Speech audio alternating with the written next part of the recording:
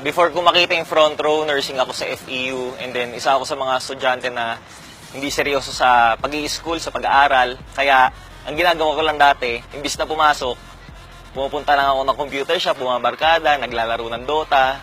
So, naisip ko that time, nung na-orient ako, kung magseseryoso lang din pala ako in the future, why not kaya gawin ko siya ngayon, subukan ko yung front row, para at least pag dumating na yung time na kailangan ko ng magseryoso sa buhay, at least nag-enjoy na lang ako. Isa sa pinaka-importante nangyari sa akin dito, na-realize ko na pag sineryoso ko pala yung isang bagay, wala palang imposible. Kasi sa pag-asenso naman sa buhay, hindi naman importante ano background mo, ano pinanggalingan mo before.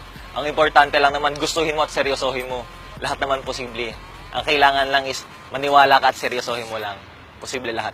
Sa front row, lahat posible. Since nasusupport ko na yung sarili ko, anytime pwede ko na tapusin yung pag-i-school ko niyan. So, yun ang maganda na nabibigay na blessing ng front row. Ako si Ogie Pasibugan, forever front row.